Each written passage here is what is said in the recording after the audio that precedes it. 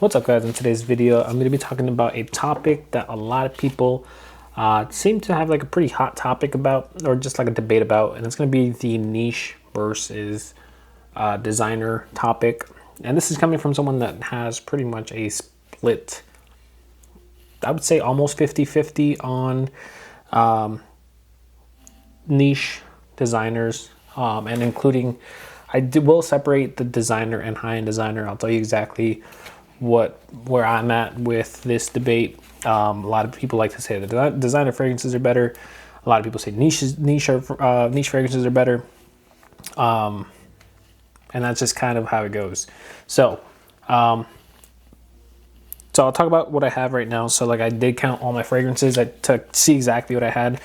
The one that's a weird one that is like, some people categorize it as a high-end designer, some people categorize it as a regular designer. It's mainly due to the price. It's Tom Ford. I have 8 Tom Ford fragrances. So they are not included in either the high-end designer or the designer, just because I do want to put them a little separate, just for you guys to decide. But designers, I have 23, and high-end designers, I have 17. And niche fragrances, I have 57. So now you put those two together, well, plus the 8 Tom Fords. So let's say you want to put the Tom Fords in the designer, then it's going to be 31, right? That'll put you at, what, 31 plus 17, 48. So 48 designer fragrances, 57 niche fragrances. And that's 105 total. And out of the 105 total, that does not include all the vintage fragrances that I do have back there that are from the 1950s. But yeah, a little bit about the topic. I don't have any cologne fragrances. That's why cologne fragrances did not make it into this debate. But yeah, let's talk about this topic. For me, designer fragrances are good. I think right now they're not being creative. I think they're, the lack of creativity is definitely what gets me, especially with the 1 million line, the Invictus line. All the Acqua di Gios are pretty much the same thing that are coming out at this point. Not that you want something like crazy different from Acqua di Gio, but it just seems like everything's very similar. Then you have, I think Dolce & Gabbana is doing a pretty good job with what they came out with recently with the one Parfum. They were definitely trying to, make a statement. Instead of making a flanker of Dolce & Gabbana's light blue, they just remade it, which I gotta respect it.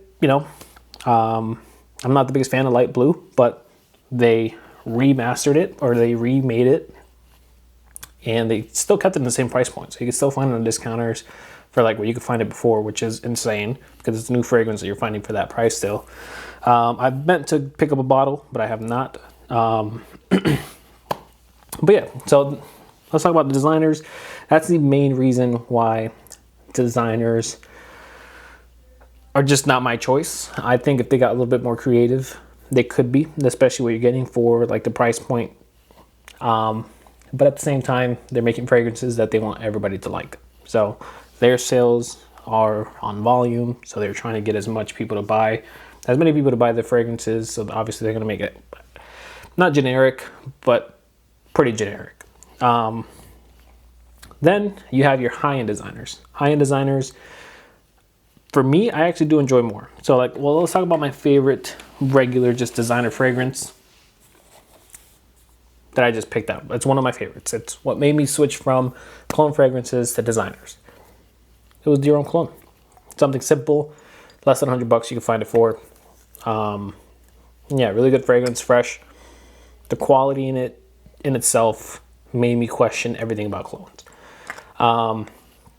So it's not like I'm into super expensive designers either. It's something like Dior Cologne that changed my mind. Then we get into high-end designers, and high-end designers I do have, it's a lot of Louis Vuitton that I do have. I do have one, it's Sycamore. Then you have what? If we're not including Tom Fords in this discussion, we could skip all the Tom Fords. I have Tuxedo by YSL. I've tried a few of the YSL private lines. I have a few of the Privé lines from Dior, which are all very great fragrances as well. So I think once you get to that high-end designer price point, that's where you get more creative. You also get more uniqueness. I don't know if I mentioned it already for the designers. There's just not really too much uniqueness going on in those fragrances, and that's what I'm not the biggest fan of. I like to stand out, but I don't like to smell weird, if that makes sense. Because, like, yes, you can stand out with an oud and rose and, you know, smell like poop and all that stuff, but I'm not into smelling like that. I want to smell good for myself. So sometimes I do have those fragrances that they're a statement piece that I'll wear every once in a while when I want to smell like extremely unique, but that's not all the time. Most of the time I'm just looking to smell good. Smell good, but smell unique, which is where you get the high-end designers. High-end designers, I think they do a really good job at that. For example, Tuxedo, then you got Spice Blend, Grease, you got Ambre Nuit. All those fragrances are really easy to wear fragrances, but still smell amazing. So I think high-end designer fragrances are way better at doing that. But then you get to niche fragrances. So niche fragrances, you're probably saying, yes, you can smell unique and you can smell good wearing niche fragrances also. And I agree because, well, at least for my favorite house happens to be Creed, which is probably one of the safest niche houses to be into. My favorite fragrance of all time is Viking, which is also followed by Aventus and Aventus Cologne. So yes, it's very easy to get into a fragrance house that it's a safe niche fragrance house, right? Like Creed, that's very easy to wear, very gentlemanly, and it's kind of what I like to go for when I'm picking my fragrances. Very office friendly as well, and most of the time I'm wearing fragrances to work anyways, so I do want it to be unique for the office, but not overbearing. But then you have like the fragrances that might stick out a little bit. So you have your, I don't know, you could be like the Moon by Frederic Malle, or you could be like that one fragrance that smells like sperm or whatever. That's when you're getting kind of crazy. And that's when, you know, if you say niche, some people think of niche and like smelling in a bad way. Some people say niche is more high quality, which I don't even think that's always the case.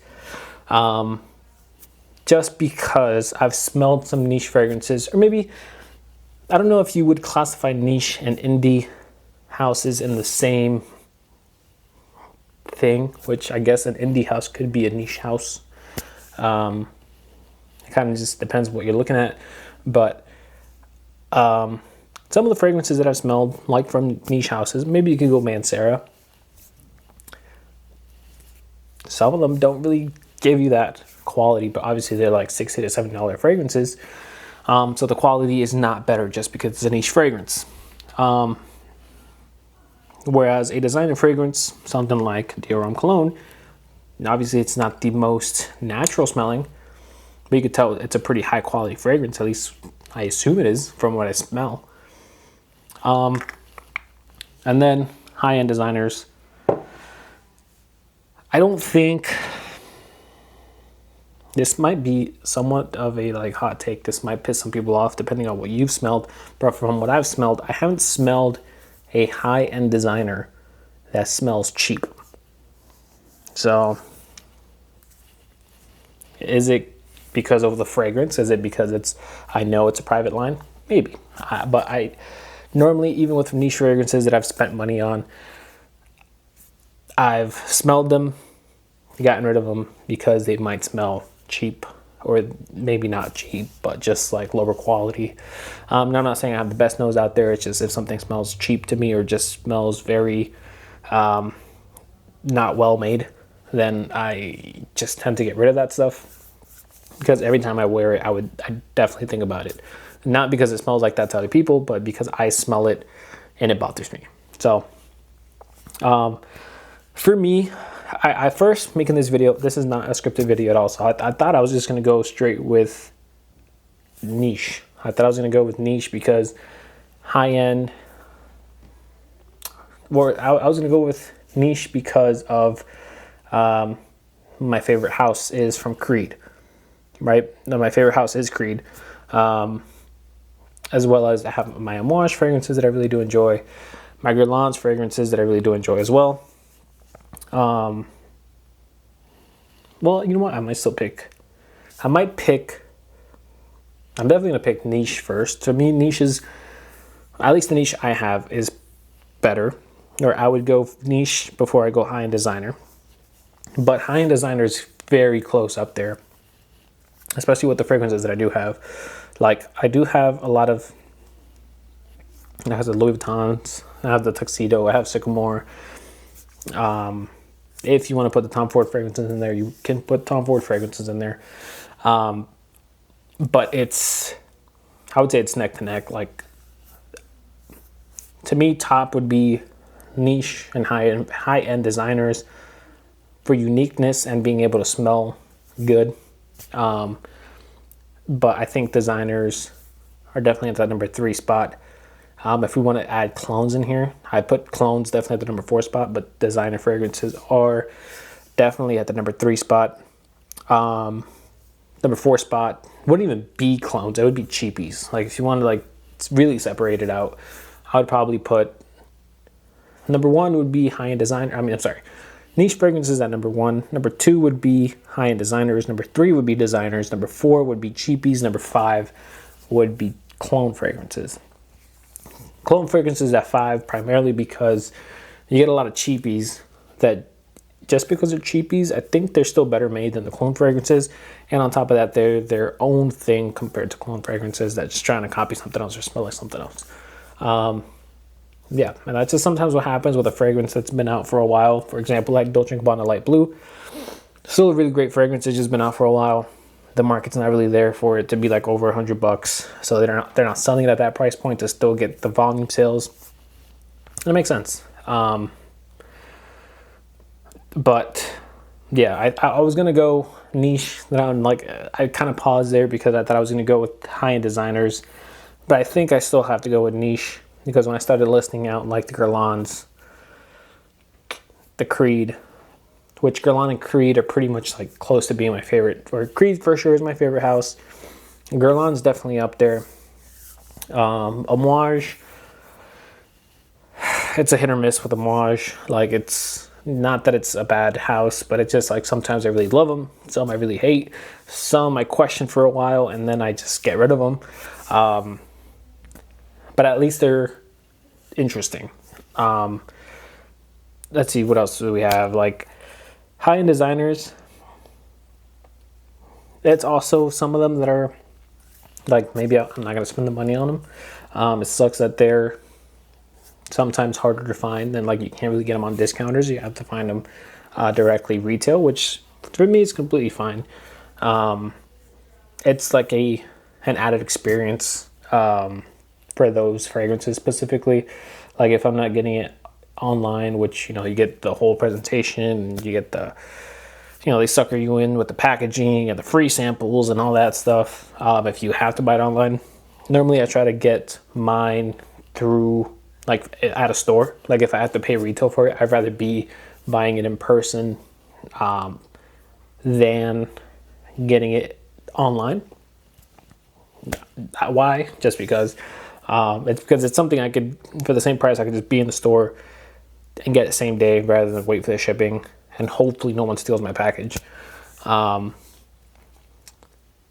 then the designers you can find on discounters most of the time. Buy online, whatever. So I think maybe high-end designers could be at that number 2 spot, just for that added experience of having to go in store and getting it that way. But yeah, that's how I'm gonna wrap up the video. For me, in this discussion, even though high-end designers and niche are up there for me, I will be going niche with followed up very closely high-end designer. No, it does not make me a niche snob. I do also enjoy my designers. I do definitely enjoy them. Maybe not the new releases that have been coming out, but there's plenty of just designer fragrances that I do love. Obviously, Dolce & Gabbana The One being one of my favorites. Sauvage line I've always been a fan of, and the next Sauvage, the X-Ray, does come out, I think the 1st, which I will be buying at retail. So I will be going in person buying it.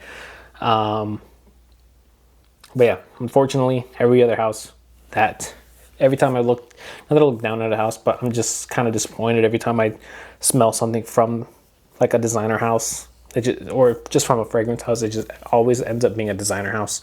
So yeah, that's all I have for you guys today. Please leave a like and subscribe. Let me know what you guys think in the comments down below. If you're gonna separate it, we'll do the 5. Give me your top 5. Is it niche, high-end designer, clone, or cheapy? Let me know in the comments down below. I'll see you guys on the next one. Have a good one, guys.